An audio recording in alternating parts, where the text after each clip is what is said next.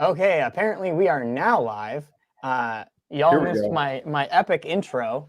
I was introducing Michael here. He's an independent business owner. He's been in aviation for a while, mostly general aviation experience, and he got his certificates through a 147 program.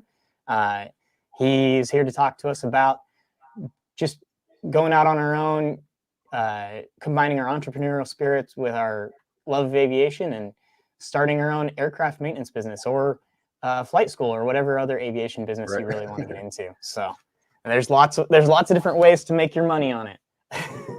Madison, hello again. I think we got it. Hey, I think I'll say it so. again. I'll say it again this time that we're live. Thank you for having me. It's really cool that you reached out. I was excited, even though I've got a handful of subscribers, but it was so cool that you reached out, and I'm glad to be here. This is really cool. Yeah, it's good to have you on. I'm excited about it. I mean, we've had our offline chats, and I'm working through Phalanx on aircraft with you, and Right. we had our first job. I posted that video about. That was pretty cool at Piper Aero. Yeah. I'm excited to do more of that if we can get some more people. I don't know. Have you had anybody else tell you had any issues with the portal, the Grease Pilot portal? I haven't been able to log in. I haven't been able to log in today. So today. Yeah. Okay. Well, hey, thanks for letting me know. I'll write it down here, and we need to know. I mean, we have more of the courses are pretty popular. The portal is, we got some people on there too, but it's not at a volume where we get enough people to feedback all the time. So it's good to hear that. Yeah. I see we got our first little SEO spammer that messaged that. I got notifications, three notifications of that guy who was trying to get you to improve your SEO. Oh, I mean, they're out there. Everybody's hustling, including Phalanx. So yeah, props to him. But yeah, it's an automatic delete. And yeah, hopefully we can get some more jobs up that way. It's Washington, Oregon area is new, and I've been tracking the page, and we are showing up on the search results for your area. But yeah, one thing I wanted to say is that aviation, it's a small community, and even in some of the bigger metros that we're in, it takes time for like a guy to do business with you. And the most important thing is once you do business with a guy, the more of a relationship you can develop with them, it's going to be repeat business. So it's super important. Like the one jobs you do get, it's like, hey, all right, let's do a good job, because who knows what other buddies he has too. So aviation's super tight. So I mean, any jobs you get, it's always about impressing the people, because one, you get them back, and then two, they could tell their buddies. So actually, I think I was telling you I was scrubbing the FAA's aircraft database just to see my service area that I want to cover, how many registered aircraft there is. There's like 10,000 aircraft in the area that I want to cover. Yeah. 10,000? Because you're kind of, I've checked your area out, and I kind of got to know the little towns around there, or by name at least. And, Portland's kind of far, about 2.5 hours. And then, is it Seattle too? That's up there, 2.5, 3 hours. And then, to the west is you. And then, so it'll kind of be, if you got 10,000 within a 60 nautical mile radius, the odds are that that's more. My nautical mile radius I went with was like 100.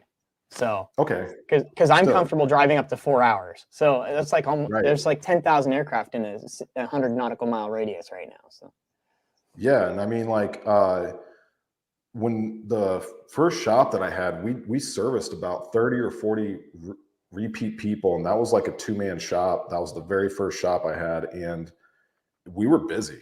So that's just a little amount of planes, because if you have an IA in your crowd, or someone gets their IA in your group or whatever, either you or someone else, then those 30 or 40 guys are going to be coming back every year too. So you're getting all those annuals and stuff. And so I can literally, I mean, go into this all day long. That's why we made the course, because I thought, man, I've opened 4 shops in the last couple of years. I want to share this with everybody. And the hope is that we get more guys with I've said this to you before, I'll say it again. Aviation's a small niche. Business ownership gets even smaller. So now you've got aviation, then you go down into entrepreneurship, and it's such a small group of people that we're not going to be a big hit, wonder Mr. Beast YouTube. We're not going to be that big, but that's okay, because hey, we want to get people in that like aviation, and if they like aviation and they like doing their own thing, then Phalanx, Grease Pilot, even remote AMT, just getting to know people in the industry, you never know what it can do. I've seen connections do so much just by knowing people. So that's what the name of the game is, just knowing people. Yeah, pretty much every one of my aviation jobs I got because I knew somebody who knew somebody. Right. That's just how this community works. And I actually was talking when I went up to do that Piper Aero job, the flight school that was able to let me through the fence, they had actually, I guess he probably called everyone in the area at the same time, and we were the first ones to respond. And they had called him in. He's got his A&P. He was stationed at Fort Lewis up there in Tacoma area at the same time I was. He got out around the same time, but he had his A&P before he got out. Were you Army or Guard, or what was it? I was Army. I was Army. Yeah. Okay. So he was at another unit there, and he got out around the same time I did, but he had his A&P before he left the military. And so he started working for this flight school in Olympia, and their IA and him, they both live about 80 miles away from this school, and they just come in when the work needs to be done and then leave. So they're not there full time. They're just there whenever. And I was like, if you want more work, check out Grease Pilot and Phalanx. I got this job through Phalanx, So yeah, Olympia's pretty much a suburb of Portland, isn't it?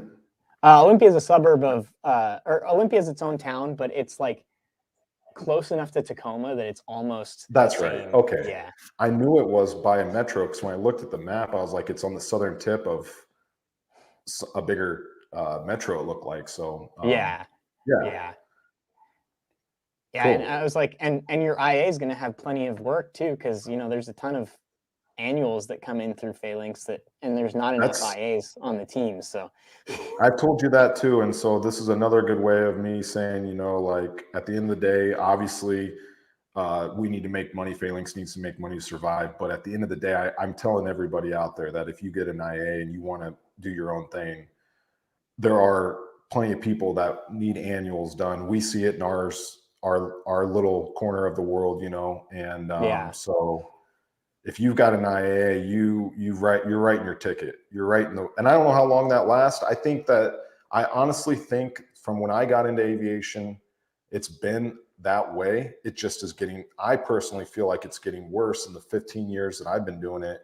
When I first got in, I didn't know what an IA was because I didn't do this GA work. And then I got into GA, and then I found out what an IA is, and that I needed one to kind of run my own shop on a piston level. And then I realized how, like, for a long period of time, I was like the youngest IA in Iowa. And Iowa's not a big state, but the gist of it is I didn't know any other IAs. I was like, there were all the older guys. So moral of the story is, if you want to start your own piston shop, you're going to need your IA at some point. We've talked about this. I actually put an episode up. I shouted out to you a little later in the episode. Yeah, I saw that. Yeah, that was cool. Yeah, and so I mean, it's the same stuff I've told you, but at the end of the day, if you don't have your IA, you can still make a good living or do side work too if you want to do your own thing. But in the piston world, the IA is really, just put it this way, I didn't buy my first business till I had my IA. I did side work, but the first shop that I got, I bought my first shop, and I won't get into detail on. I think that's probably a bad mistake to do a purchase to your first shop, but that's my opinion. And I could go into detail on that, but I'll say if we got an agenda, I know we'll follow, but the gist of it is, the guy I bought the shop from said, hey, I'm not selling this to you until you get your IA. And this is why, because you won't be in business if you don't get your IA. So anyway. Yeah. And I mean, that kind of sort of segues into with you talking about how you started, and you didn't start in pistons. So what got you started with your interest in aviation in general? Like what made you pursue your career in aviation? And I've been telling this story so much, but this is the first time doing it kind of on the camera. So I got it down pat, hopefully. But from a kid, I always loved aviation. I loved the airlines. And I wanted to become a pilot like most guys. And I am a pilot today, but not an airline pilot, private pilot. But I wanted to become a pilot first. And doing the airline thing was what got me there. You know, as a kid, my family would take me on an airline trip. We'd go see family in another state. Often it was Arizona. That's where my grandpa lived.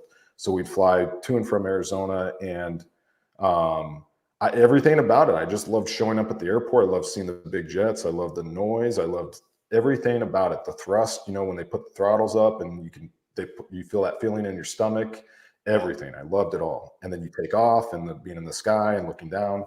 It was just, the whole experience was so cool. And then as I got older, you know, I realized my family didn't have a lot of money, so I couldn't go to pilot school. I didn't put enough effort in to go to pilot school, but I always worked on cars and did mechanics and stuff. So logically, I got into aviation maintenance. And as of today, you know, I have the financing to go back and get my pilots and be an airline pilot or do that. And I'm completely happy with the entrepreneurship side.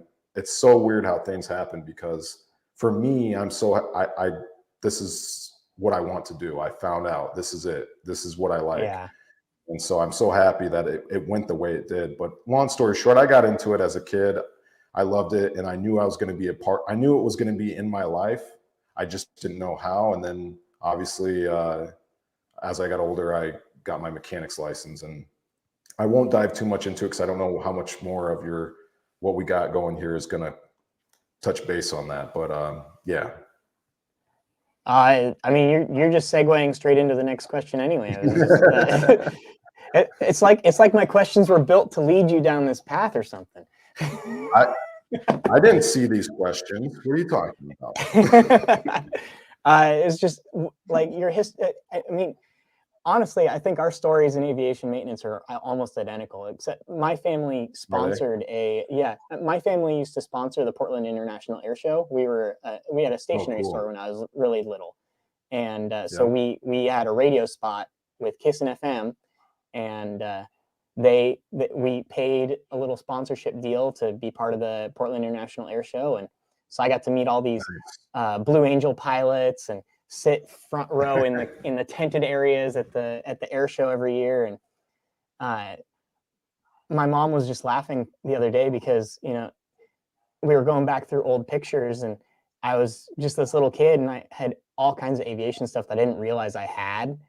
And she's like, well, it's no wonder you went into aviation maintenance or wanted to be a pilot. You were surrounded by it your whole life. Because I had my first introduction to flight at 16 with my best friend. We went and he got a introduction to flight course because we both wanted to be pilots for his 16th birthday. And we both went up and we flew, and that was the end of it. And then I didn't want to take out any loans. And so my family wasn't well off. So I didn't pursue my pilot's license. And then I joined the military, and I said, I just want to be around aircraft, and I don't want to climb inside a tail boom. So they're like, oh, how about a Chinook? I said, oh yeah, can I stand up in it? They're like, yeah, you can also fall off it. I said, oh, well, sign me up. Yeah, it is similar. You know what? I mean, now that I think about it, there's probably a lot of stories that end up that way. I think aviation is that type of industry where people gravitate towards it because it's fun, right? Yeah.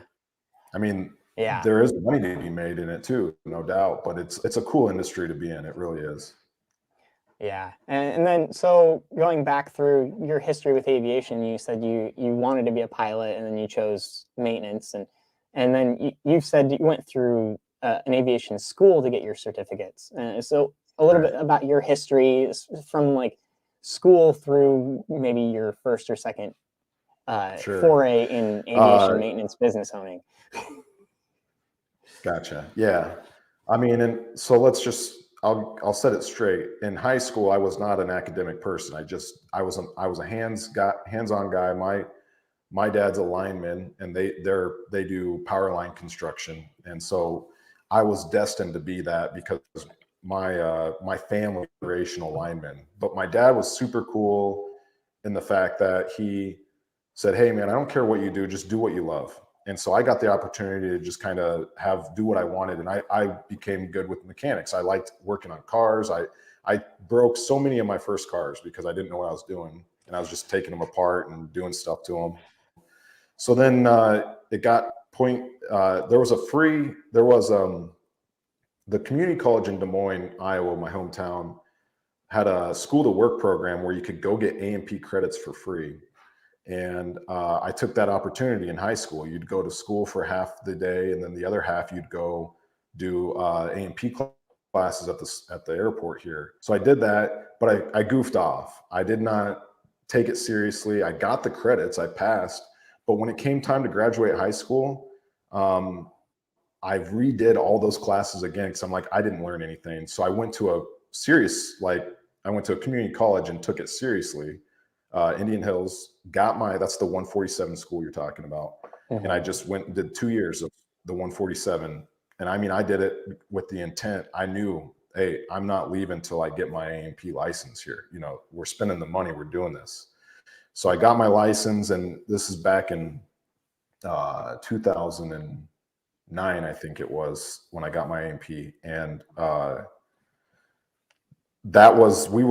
2008 just happened. We all know what happened in 2008. The world kind of shut down financially, and I couldn't find a job in Des Moines. And the only job we were still in the Iraq war. We were tailing the end of the Iraq war. And there's a guy from Fort Rucker, Alabama came up, and that's the Army's helicopter training headquarters of the United States. I think it still is today, but it was back in 2000. They still do all their training there, yeah. And they're actually hiring right now for A&P or for mechanics helpers. You don't even have to have your A&P yet. They'll hire you and put you through the training now. So I worked right alongside guys who didn't have their A&P, and it was a contract through Army Fleet Support. So it was a contract A&P position. I was not enlisted. And I know contract jobs are great money. So I was making, at that time, great money for my first job. I mean, I was not going to make that money. There was very few places I was going to make that kind of money back in 2000.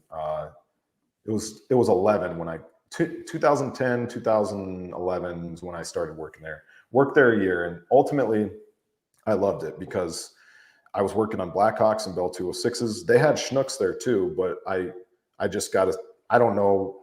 I think when I got there, it was the type of deal where I loved the work, but I didn't love the fulfillment side of it. I liked the planes. I liked working on them, but it was a big corporation, and to climb the chain, I didn't want to deal with all the bureaucratic. I didn't feel like I was at home. Let's just put it that way. I knew that I wanted to excel and really like what I did, and it just wasn't it. It wasn't it for me. So I ended up moving back home, and kind of went without a job for 3 months or so because it wasn't real good. I was more homesick than anything. That's why I moved home. I was young at this point. I still am young, but so moved home, couldn't find a job. I literally I've been doing this map thing. I showed in the course, I show like how to do the 60-mile radius. I do that for like literally everything. So for jobs, I was like, okay, where are all the airports around Des Moines? Okay, I started calling all these airports up and just saying, hey, I'm looking for a job. And the sun, sorry, it's coming in here, but oh, you're good. I found a job up in a small town in Independence, Iowa, and this is a small FBO. And this is where I got my first shot at like what it's like to be at a small company, small FBO, working on small airplanes. I lived at the airport, and I fell in love with the whole app just because it was like night and day from the contract job. The contract job, there's a couple thousand mechanics working at this big contract. It was really cool to network with people, but you were a number, no doubt. You were just a number. Then I rewind to this place. It's got like 8 people total working on the force. I'm like the only mechanic. There's like another guy that's ahead of my boss. He's a mechanic too, but he's an old time. And I lived at the airport. My flight instructor was my roommate, and it was just this very intimate setting that I fell in love with. And I was like, this is what I want to do. but there wasn't money in it. You know, being a mechanic, a piston mechanic was like, I got paid $8 an hour for that job. And back then that was minimum wage. So it was Yeah. really crappy. And I got free rent, but I took the job just because I was young and like, all right, I want to do this. So anyway, I'll try to make this stuff. I got my pilot's license there, and that was super cool. And that's kind of what you get to do at those smaller, you know, you get the opportunities like that at those smaller businesses, because you almost have to become a pilot to really kind of know if you want to talk with the pilots and your customers. You know, becoming a pilot's great because then they know exactly what you're talking about. You know, okay, so then I got a girlfriend and need to move towards Des Moines, a little closer home. And this time I was like, all right, I want to do this, but I want to make a lot of money, or everybody makes a lot of money, but I want to make more money. Right. And that's when I found out I just need to probably open my own shop. And so I found a guy. Once again, I got the map out.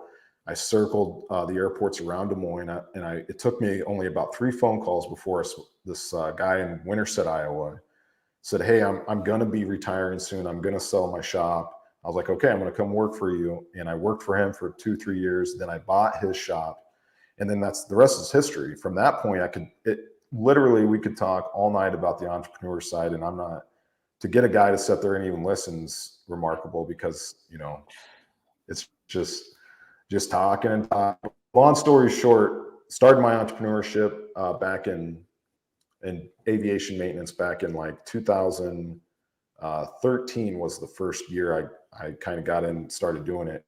And, you know, almost 10 years now, been doing the business stuff. And there's been a lot of stuff between now and then. You know, I've opened 4 shops, I think, to date of my own. Sold some, opened up flight schools, doing an engine shop now, just like fell in love with the business side of aviation. And so today now I'm doing these online stuff. This is all new. So like, I'm not new to aviation, obviously the main side, but I am new to being on YouTube. I am new to this stuff, you know, and I think it's cool how we can reach people so quickly with this. But so I'm learning this part of the business, you know, what's the new the new way of getting in touch with people, and doing the grease pilot, Phalanx Aviation, and then we're also doing DSM overhauls. It's an engine overhaul shop. I'm partners in that. So I recently sold out of a flight school that was taking up a lot of time, and that was US Flight Co. was the name of that flight school.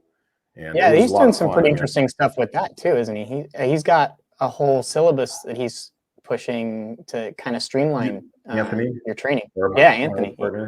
Yeah. Yeah.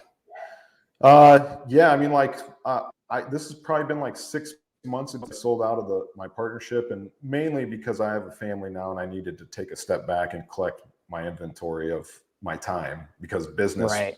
If anybody knows does business, I mean, you probably know and you have to dedicate a lot of time to get something off the ground. It's just the way it's going to be. Yeah. My son's always, my son's always always asking me about stuff. He's like, "Why are you always working?" I said, "Well, because I have my day job, but then I have this job that I really want to do, but it's not making us enough money for me to quit my other job first. So I have to work double as much as I don't want to." Right. Yeah, I know, right? All right, I'm gonna make the switch. I'm gonna pull this back to get the sun out of the sun is literally creeping up and trying to block me out. Hold on a second. Right.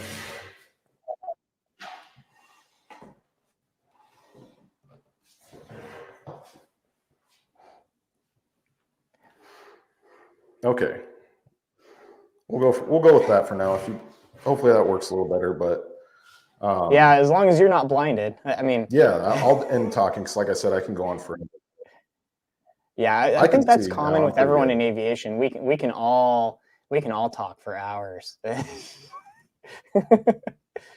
Everyone in aviation can just talk nonstop. And I mean,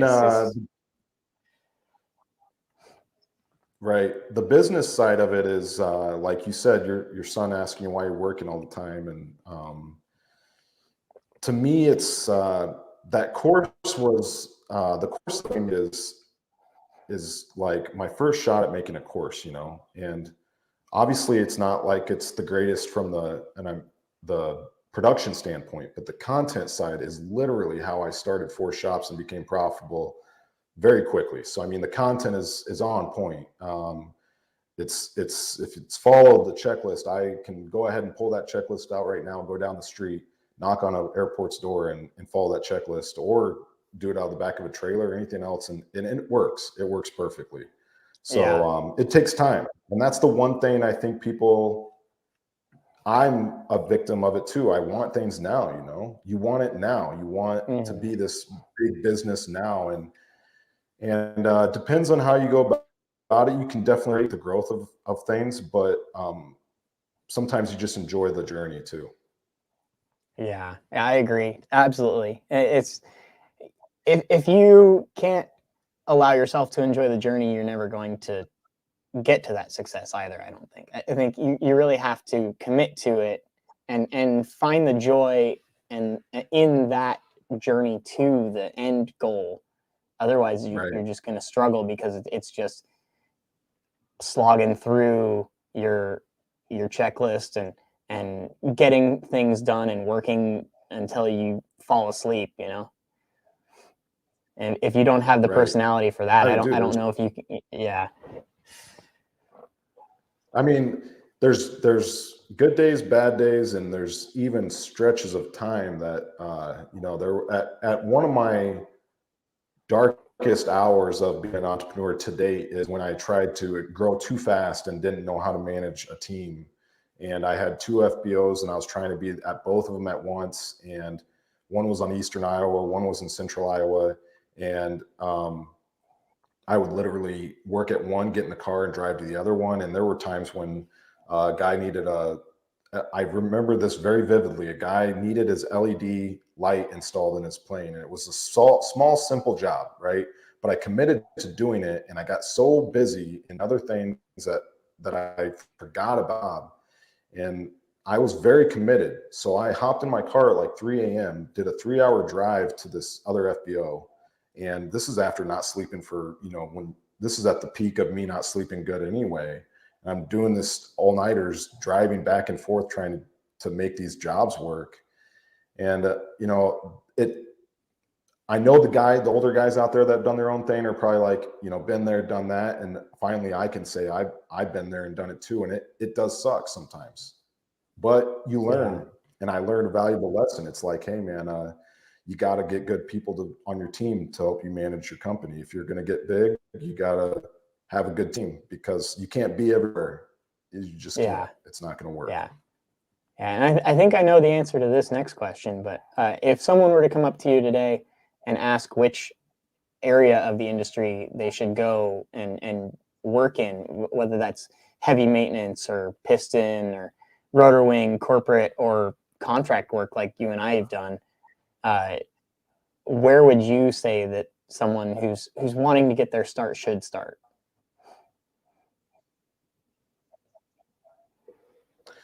I know you're probably thinking I'm going to say piston world because that's where majority of my life is. And at the end of the day, I would say that it's wherever you are happiest. And Hmm. that's going to be the answer. Everyone's like, oh, no, I don't want that answer, because it's like, no, duh, I want to be happy. Right. Yeah, that's the Well, I same don't know answer I what, give out all the time. yeah. Because I mean, at the end of the day, I love nothing more than to own my own business working on UH-60s and Chinooks. But the fact is that in Des Moines, Iowa, that's impossible. I, there Mhm. probably is a way. There is always a way to get something and do it, but without uprooting my family to another area where they do the contract work, without working with the government, because that's there's just, you know, and my answer to that question is this: do what you love. And for me, it was, I landed in piston. I rolled up corporate stuff too, just because it kind of blends into general aviation. But Mhm. I've also met, like, I rented space at a shop from a guy who ran a very large STC company for airlines. So he worked airlines, and I got to pick his brain on that side of maintenance, because I've never worked airline. maintenance before, but he ran a company that did maintenance on the airlines. And I mean, at the end of the day, I think entrepreneurs share the same attitude. And so I just don't care, as long as I get to be in aviation and I get to kind of be involved at a bigger level in entrepreneurship, then I'll work pistons, I'll work turboprops, I'll work jets. It just so happens that I'm a blue collar guy, and I started where most people can start, and that is pistons. You know, it doesn't cost much to do an annual on a 182 from a mechanic side, but to do a annual on a 747, or I don't even, a C check, D check, A check, whatever the hell they do. I'm sure it takes a little more than just a toolbox and a car, you know? And so I just, you know, that's why I picked piston. I picked the piston world, GA. Yeah. I give the same answer when people ask me. I get that comment a lot on all my videos. It's like, I'm going into school to get my A&P, or I'm going through this apprenticeship to get my A&P. What area of the industry should I work in? And I'm like, well, that's a really subjective question. I can't tell you where you should work. I can tell you what areas of the industry are paying a lot of money right out the door. Like if you go to airlines, you're going to start at $30 something an hour, and you can top out in 5-6 years at $60 an hour in some of these places. Corporate pay is getting up there too, with per diem now, and like a couple of commenters have said they're making 6 figures in corporate with before their per diem, and per diem's untaxed. Or you can go into GA and charge whatever you want once you are running your own business, as long as you're competitive with local shops. You know, it's all about where you want to put your passion. Story, right? And like with your story, it's I think would you say that it's you made good money early on, and was that everything? You know, is the money? Yeah. The money helps. And it's why I started my own business, because I knew I wanted to make more money. But I can tell you that, you know, I'm not starving. I'm not a billionaire, but I do not have to wake up and go to work traditionally, and that is called freedom. And freedom is a beautiful thing. To be able to go and have the free will to do whatever you want, even though most of the time you have to work twice as hard as the regular guy, because at the end of the day, if you run your own company, we all know it takes a lot of work, but it's a love thing. And I do not want to work. I wake up like, I'm ready to go. Let's do this. You know, that's why I do it. So I don't know. I was interested in seeing what you had to say about where you're at today, and kind of what got you where you're at. Because I watched some of your YouTube channels, and you had a contract early on too, where you made good money. Yeah. And I was overseas, you and kept going with it. You kept going with that, right? Yeah, I could have, but it was just the time away from my family was just, it was too much. I was making a lot. I made $136,000 in that 12-month contract, but untaxed. And untaxed. Well, the first 110,000 was untaxed. After that, I paid tax. But yeah, hey, dude. But even if it was $1 untaxed, that's beautiful. Yeah, exactly. Yeah, I mean, I made enough to not have to work for 6 months when I got out of that contract, and I had a house. So I mean, yeah, the opportunity was great, but I found out that wasn't where I wanted to be.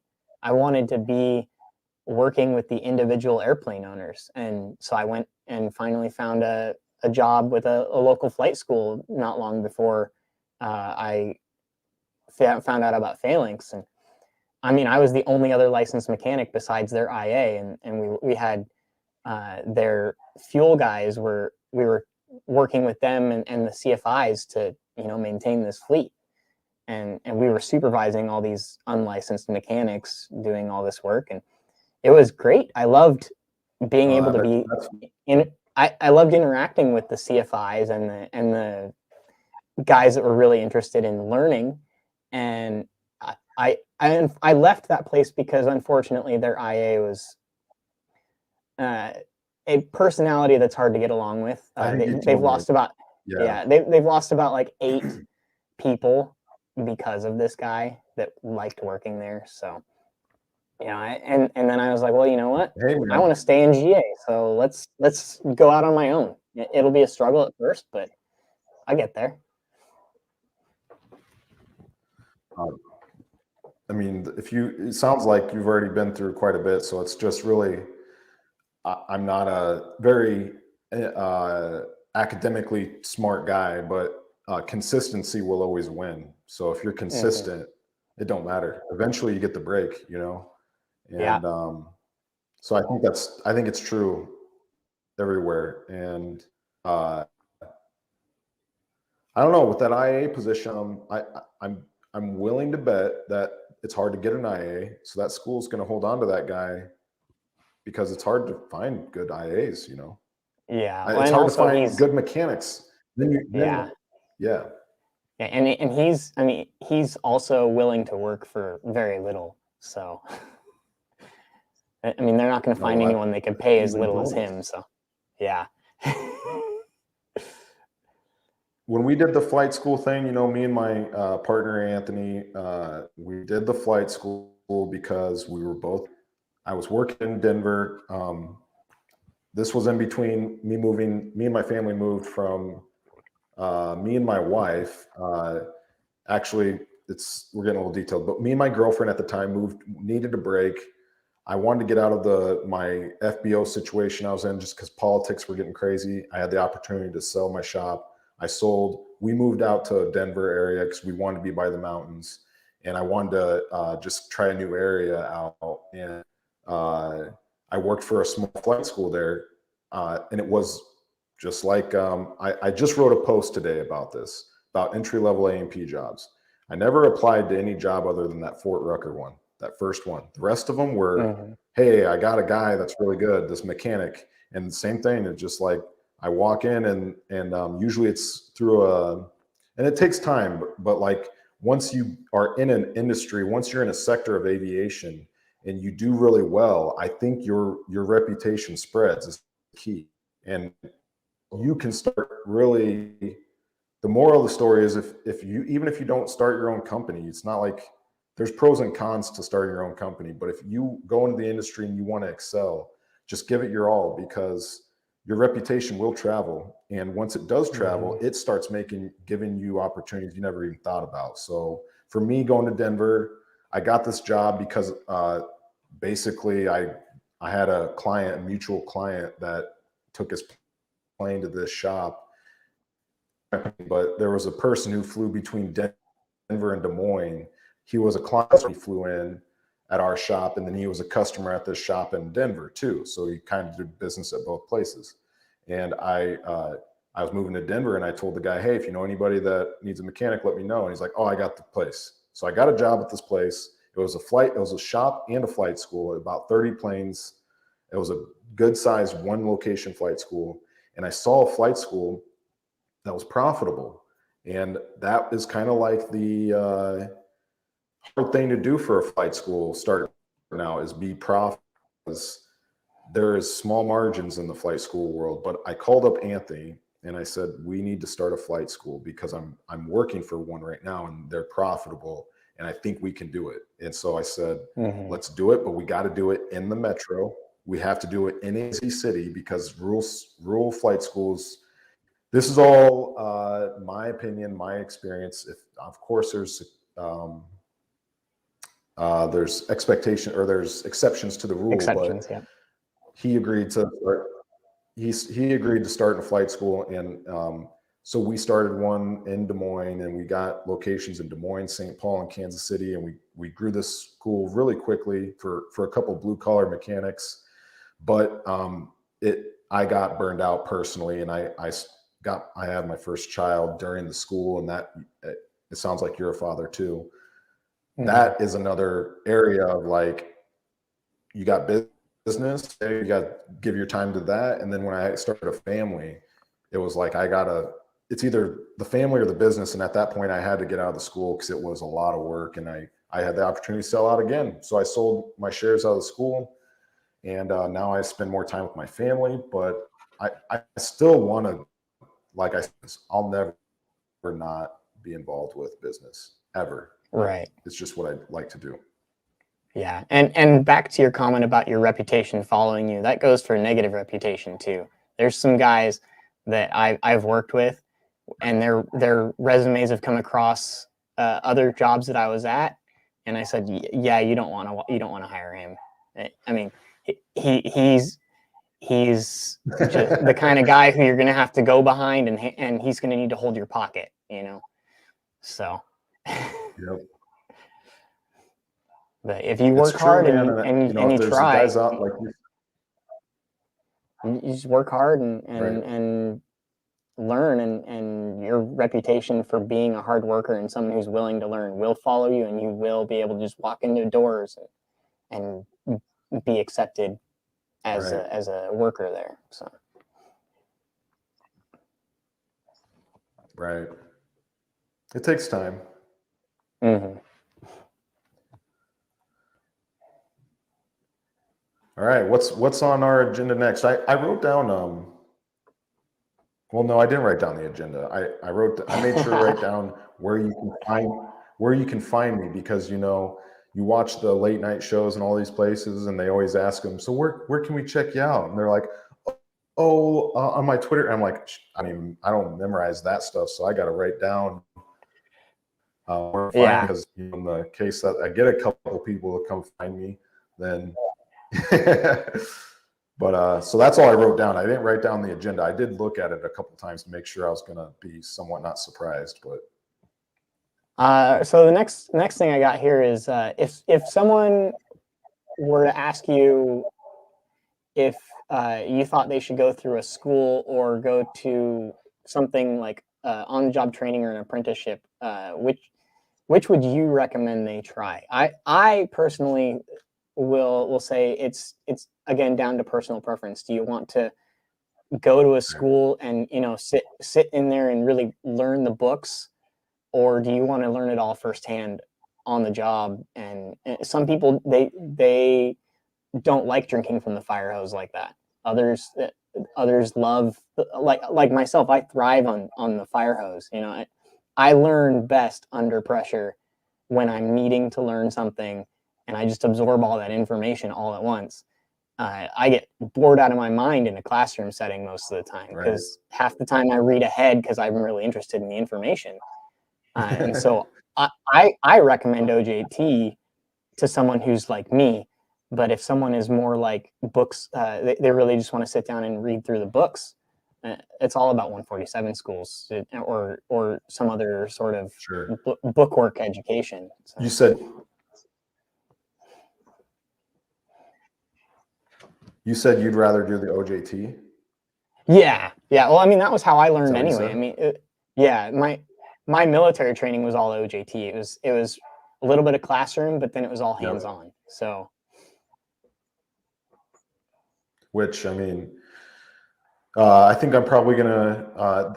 I did remember this question. I knew it was going to be a hard one for me, because I think it's. I thought about it a little. I went to a 147 school, and it was like $20,000 for the A&P license back then. 16. I got an AA degree too, which is worthless to me right now, but not like it's not. It's another thing to have, but I seriously don't even know where the diploma is for that. I think everything is about what you make of it. So if you're going to go to 147 school, you can literally wring out as much knowledge out of that as you can. I mean, I was so close with my instructors. I was so close with the students that to this day, I still have these guys that are spread out all over the country that if I wasn't in entrepreneurship, a phone call away from calling these guys and being like, hey, you hiring? And then they're going to be like, yeah, dude, Mike's a great mechanic. Let's bring him on. That's how this industry is. And it's so cool. But so I will say that OJT, I think it takes, if you do and then you got the military route, if you want to get your A&P license, like you got it, you can do, if you can get your stuff transferred over, you're just going to transfer that stuff right on over.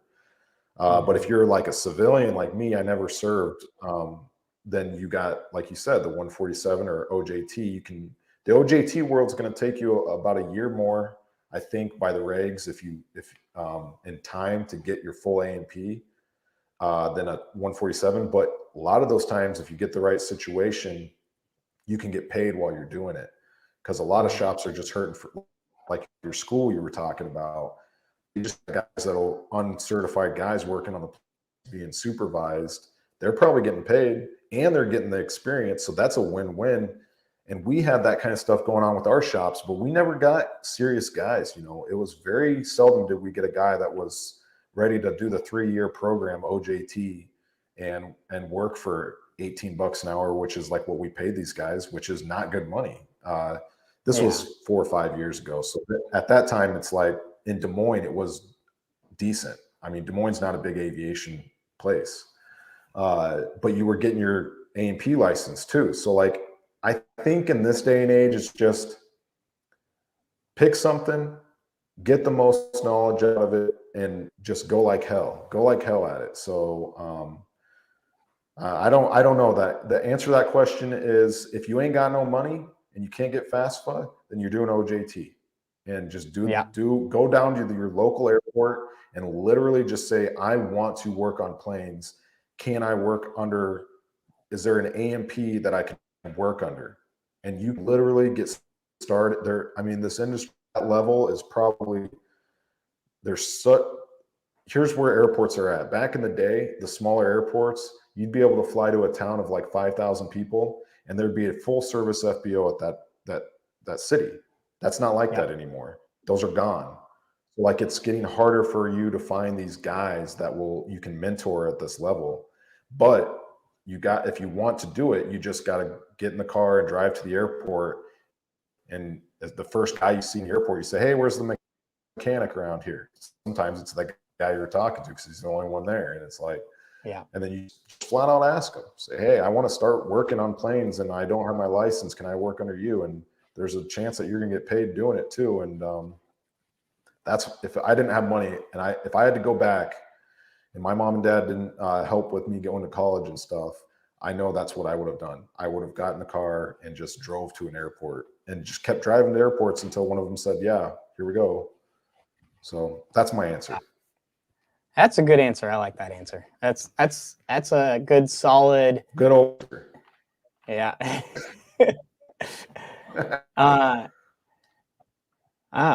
So, I mean, we've pretty much kind of bounced around on this topic the whole process so far already. What are you doing in aviation now? I mean, so you sold out of the flight school. You're doing that engine shop. You've got Phalanx and Grease Pilot. That Grease Pilot program is awesome, by the way. I'm making one way through the course. So, and we like feedback. Madison, you're good at giving feedback. So it does, you know, it took me a long time that course because I wasn't good at the media side, and I was always worried about it coming off as bad, but confident in that it was going to be okay. Like the value of the course is, I mean, for what we're selling it at, my old partner Anthony's like, that's $1,000 course, and I'm like, no one's going to pay $1,000 for this, Anthony. And it's like, at the end of the day, the knowledge that, like, if you open a shop, you'll go back and you'll realize that you may save hundreds of hours. And if you have a mentor to kind of tell you to do things a certain way, it can literally cost you years of your life. It can cost you hundreds of thousands of dollars, not hundreds of thousands, but thousands of dollars for sure. And that course hopefully just cuts some time and money. That's the key. Just cut a little bit of time, a little bit of money out of the guys wanting to get started. And if it does that, then it's a win. It's a total win. Yeah. That's what I told my wife. I was like, you know, I saw your course and I was like, man, that'd be some really great information to have, but I don't know if I can swing the price right now. And my wife says, you want to start your own business, right? And I said, yeah. She says, okay, then it's worth the money and we have it right now. So get on that and make your way through that course. So, you know, it's definitely, it's what you are charging for it right now is, what you are charging that course for that course right now is well below what it is worth. And Well, I I think appreciate anyone that. who's interested in starting their own business in aviation, whether it's a flight school or an aviation maintenance business, should grab it while it is the price that it is, because I'm sure it's going to go up as you go Yeah, along here. So, it is. And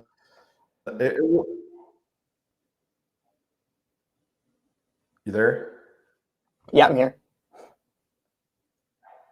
I don't know if maybe I am on a wireless connection, so it might be my end, might be your end, but it's been pretty good so far.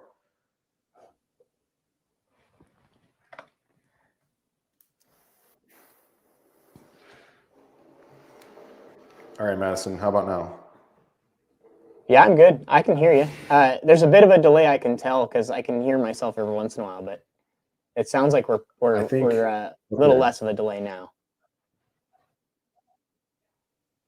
It might have been me because I literally moved my computer back where I had it the first time, and it might be a little better. But all right, let's try to finish it out. And uh, what I'm doing now is, like I said, got the grease pilot thing going, and Phalanx Aviation's been a company of mine for a long time, and we do mobile work. And so if there's a job in Des Moines, I'll go out and keep my IA current.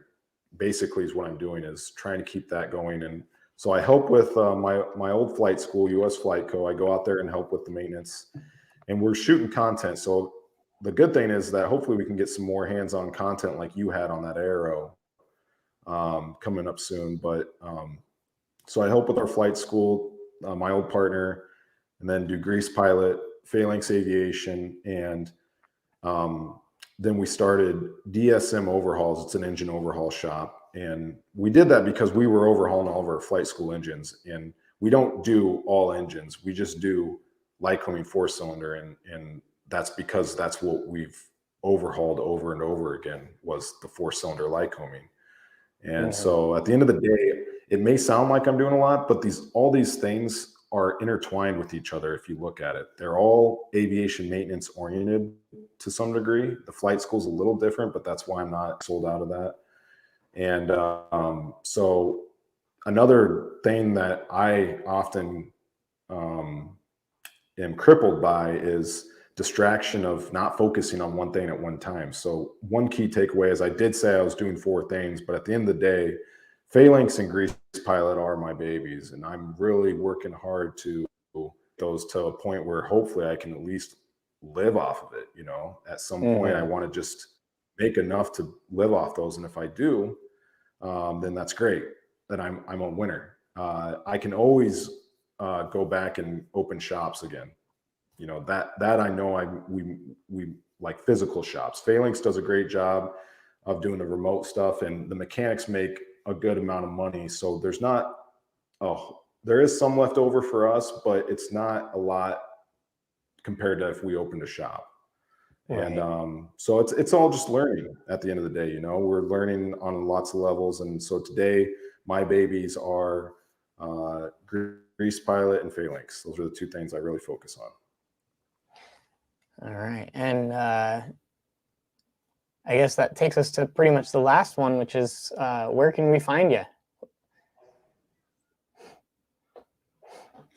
And I'm on Facebook, but the Grease Pilot Show is a show we have. I like people to check that out. It's a lot of free content. Madison knows it's basically more of what we're doing today, which is talking about aviation and knowledge of aviation.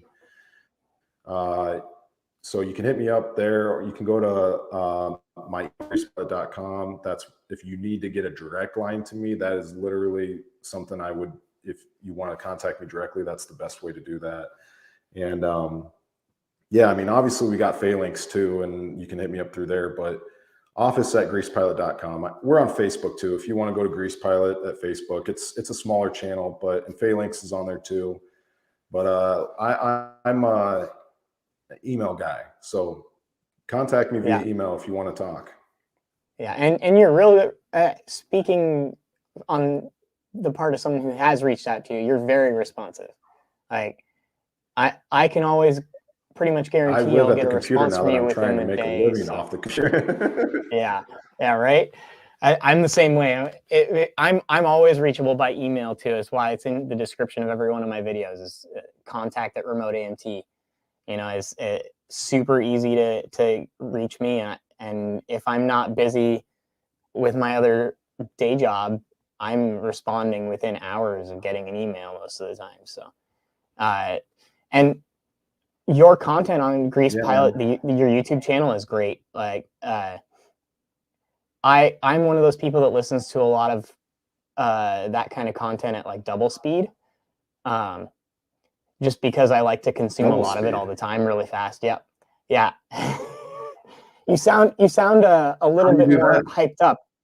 So in the Oh. settings, when you're watching a YouTube video, you can in the settings when you're watching a YouTube video, you can click the little cogwheel and then playback speed, and you I put it did not know to that. 2x, and you sound like you've had too many cups of Cool. coffee when you're at double speed.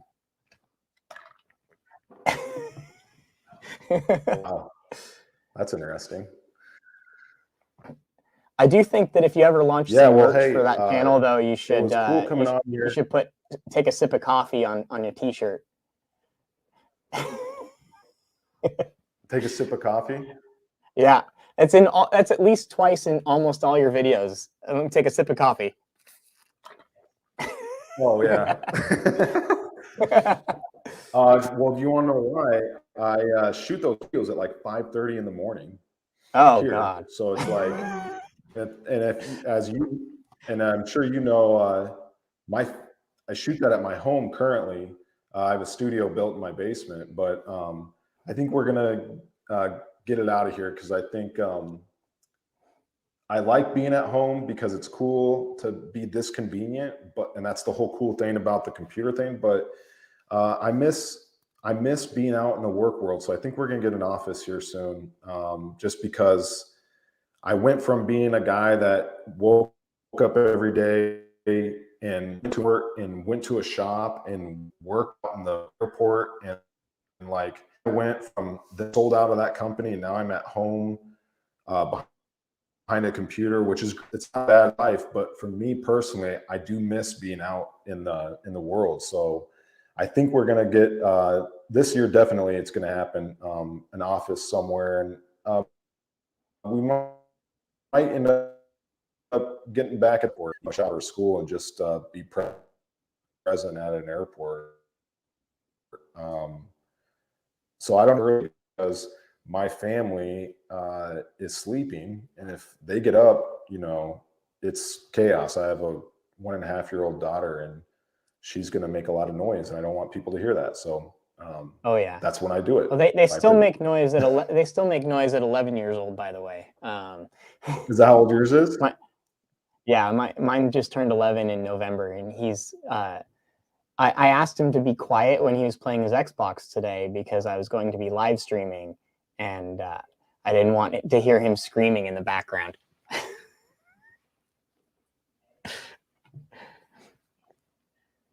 Jeez. I usually film out in my hangar. I usually film all my stuff out in my hangar It's because interesting, but I'm away from everyone when I'm in my hangar, so I can kind of isolate it.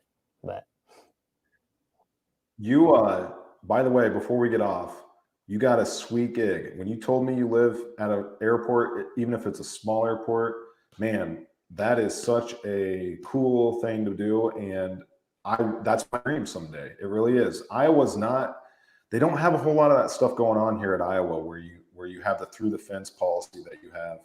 And last I heard, yeah, the FAA was like not liking those policies. So you better treasure that, because that is so cool. yeah, it's definitely great to live out here. If you're looking for an airport home, there's one that just popped up in Prineville, Oregon, out here on the West Coast, about $875,000. But it's a big hangar and a relatively good sized house with quite a bit of grass, and it's an air park, so you got a taxiway straight to the runway. Is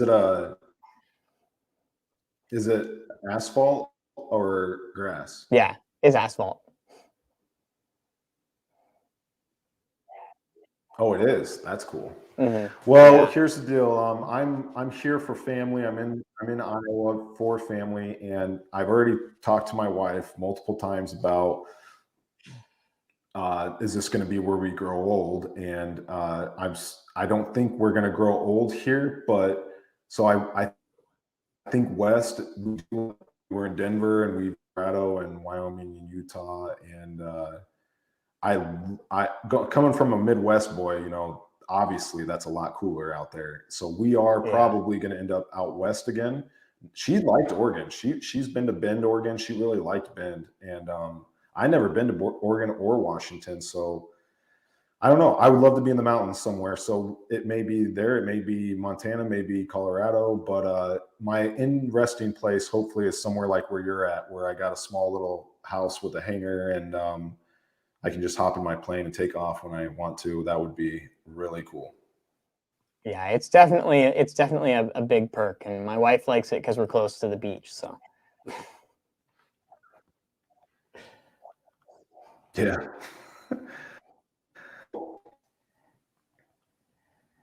all right. Well, I think we'll end the broadcast. If you want to hang around for a little bit afterwards, just so that StreamYard likes to collect the video from both ends and then archive it, so that if there was any streaming issues, it'll upload the better version from both computers. So we'll go ahead and end the broadcast. It looks like we don't have any questions from anybody. No one's put any comments up, so we'll just go ahead and say goodbye and just hang out for a bit.